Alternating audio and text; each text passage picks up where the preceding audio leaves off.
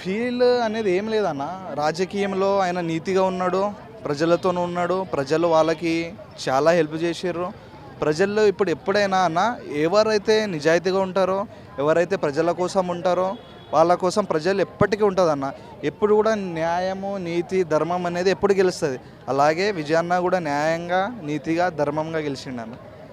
అంటే చాలామంది పవన్ కళ్యాణ్తో అన్న పవన్ కళ్యాణ్ ఉండేది ఇక్కడ ఆంధ్రాలో ఎలక్షన్, విజయ్ తలపతి గారు చేసింది ఎక్కడ తమిళనాడులో. తమిళనాడుకి ఆంధ్రాకి ఎంత డిఫరెన్స్ ఉంది? అంటే మనలాగా కుల రాజకీయాలు అక్కడ ఉండవు. కుల రాజకీయాలు కాదన్న. ఒకవేళ కుల రాజకీయాలు అక్కడ ఉంటే ఈరోజు తలపతి గారు అంత మెజారిటీతోని అట్లానే సీనియర్ ఉన్న లీడర్ని ఓడిపించారంటే ఆడ ఎంత ఈక్వాలిటీ ఉంది, ఎంత ఐకమత్యంగా ఉన్నారు, ఎంతమంది కలిసి ఉన్నారని అన్నగారు గెలిచారు కదా అన్న. కుల రాజకీయాలు లేవు అక్కడ. ఏంటంటే పేద ప్రజలు ఉంటారు, వాళ్ళందరూ ఉంటారు కదా అన్న, అందుకు గెలిచారు. అంటే చాలామంది జగన్ గారు సపోర్ట్ వల్ల కూడా తలపతి గారు. అవునన్న.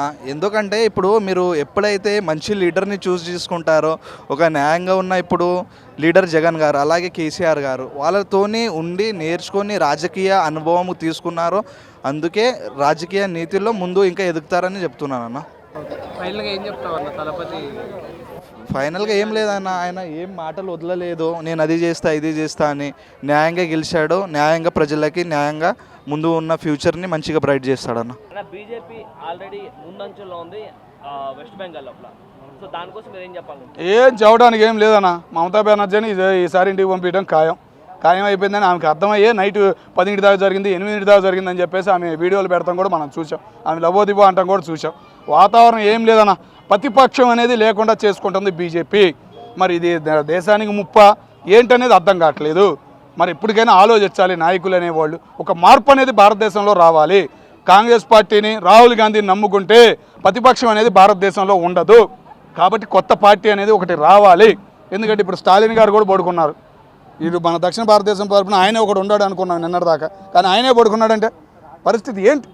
ఏం అర్థం కావట్లేదు. అంతా గ్యామ్లింగ్గా ఏందనేది అర్థం కావట్లేదు. మన నిన్నటిదాకా మా జగన్ అభిమానులంతా లబోదిబో అంటుంటే ఏదో అనుకున్నా నేను. ఈరోజు నాకు అర్థమైపోయింది ఫుల్ గ్యామ్లింగే అని అనుకోవచ్చు.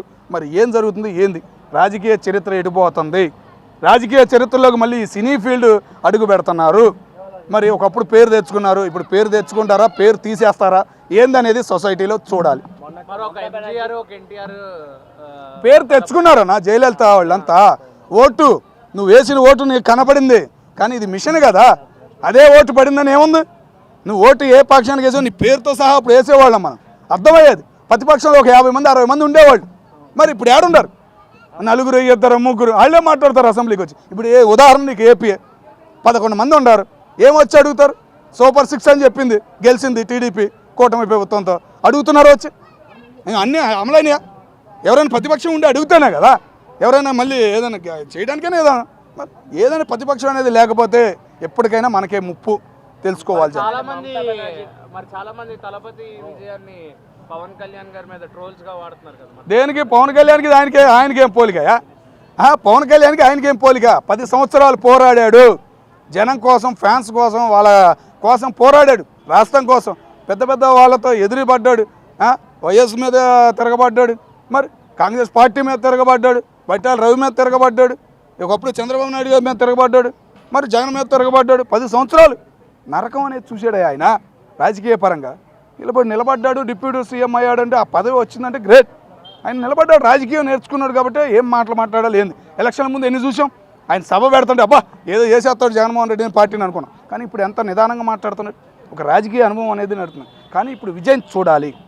విజయ్ వెనకమాలు ఉన్నాడు ఎవరు అనేది తెలియాలి సమాజానికి. ఎందుకంటే స్టాలిన్ అనే ఆయన సామాన్యమైన వ్యక్తి కాదు, ఒక చరిత్ర ఉంది.